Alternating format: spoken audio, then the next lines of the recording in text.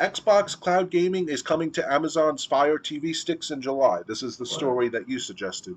Mm-hmm. The Xbox TV app is moving beyond Samsung's own monitors and TV. Microsoft is launching its Xbox TV app on Amazon's Fire TV sticks in July. The Xbox app will provide access to Xbox Cloud Gaming so subscribers to Game Pass Ultimate can stream a variety of games directly to Fire TV devices. Microsoft will support the Fire TV Stick 4K Max and Fire TV Stick 4K models for the Xbox app, which will be available in more than 25 countries. All you'll need is a compatible Fire TV Stick, a Bluetooth-enabled wireless controller, and an Xbox Game Pass Ultimate subscription to stream Xbox games. This marks the first time the Xbox TV app has launched a device other than Samsung's recent TVs and monitors. Microsoft first partnered with Samsung in 2022 to launch an Xbox TV app on Samsung's 22 smart TVs. An Xbox app also appeared on Men's Quest VR headsets last year, providing access to Xbox Cloud Gaming. Over the past several years, we've been on a journey to deliver cloud gaming to more devices and to more people around the globe, says Ashley McKissick, head of Xbox Experience and Platforms Engineering. We are excited to add Fire TV to our growing family of cloud gaming devices and eager to welcome new players into the experience. So let's see if I want to see if I can find comments. So just one moment. Sort by uh, most received, I guess. JV Fitz goes, why even sign exclusive deals? If I was Microsoft, I'd want this on everything from TVs, streaming sticks, Apple TVs, hotel rooms, shit, a TI-80 calculator if I could. Mentalist goes, it's possible that they believe co-marketing deals during a staggered rollout is going to be more beneficial to to more universal ability. Cloud gaming isn't really taking off much. You can see that in the fact that Microsoft don't have a more accessibly priced streaming only Game Pass tier. And Astro Wizard goes, so I'll assume this is why the Xbox TV stick was canceled. So now how long before it comes to Roku?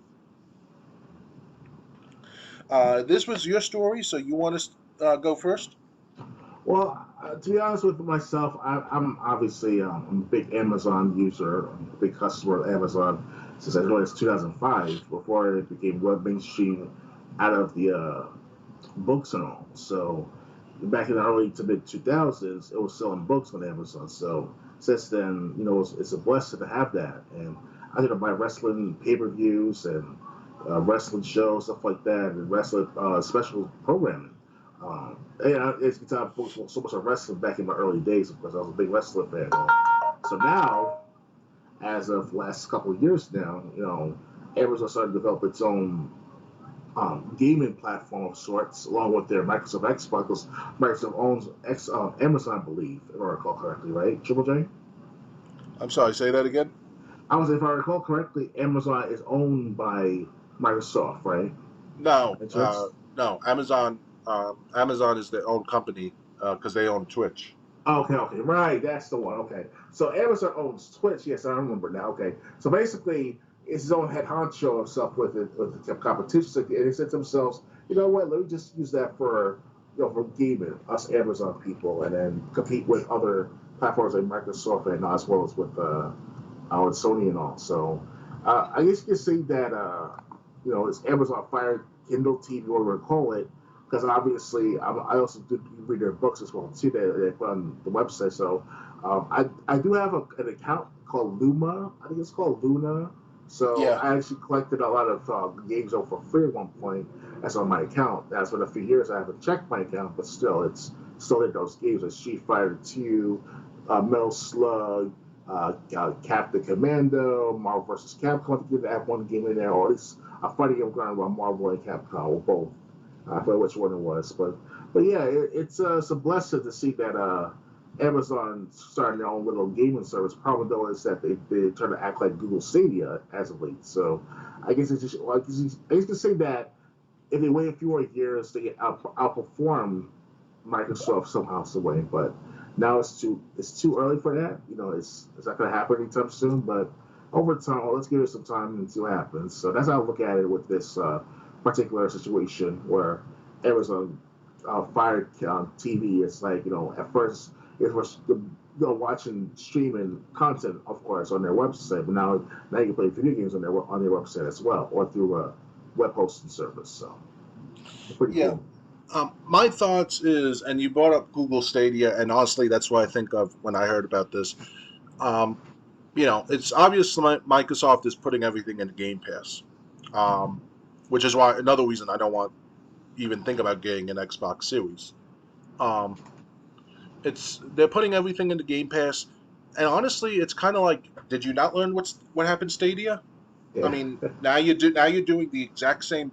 Okay, maybe not the exact same thing, but now you're trying something that we didn't have the technology for to make Stadia well, to make Stadia a success. So now you're trying to do the same thing they did just a few years later after they shut down. Oh yeah. Uh, okay, and these are the guys that are making the big bucks. But I mean, yeah, I mean, I just don't think I just don't I they should not be doing this. Oh yeah. Because look at what they're doing. And in the meantime, they're killing off interest in their consoles. Anyone who would have interest in the Xbox brand is basically losing interest on it because if Microsoft doesn't care about the Xbox Series or any consoles in the future, why should anyone else? Oh yeah. They So that focus more towards they more focus towards like being a publisher as if we used to something here. well, not just a publisher because they do got Game Pass, but they're putting all their eggs in that basket. It's like something that was supposed to be a feature. Now they're just basically want to cut off everything except that feature and have that feature be its product. Yeah. Um, so it's so I mean, it's just it's I just don't get it. I just don't see why. How is this smart business? Why kill off your brand and go, okay, we're putting all our eggs in one basket? Mm-hmm. That that doesn't work. That's usually doesn't work. If it does work, you're one of the luckiest companies there is.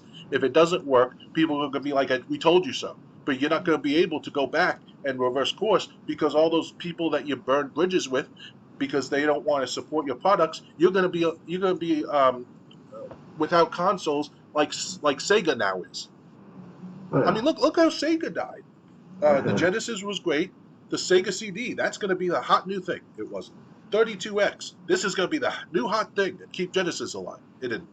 Sega Saturn, this is going to be the hot new thing. This is going to be, this is it. And it wasn't. And by the time the Dreamcast came out, people were like, yeah, Sega, we heard how this was the one before. And the Dreamcast also became a flop because of Sega, because so many people had lost trust in Sega at that time. And it's almost like Microsoft's doing the same thing. Mm-hmm. So I mean, and you're also going for a service that's just not really steady. That's just really doesn't have the infrastructure because other companies have already tried this, like Google Stadia, and that failed. Oh yeah. So I just don't see the thought process. Oh yeah.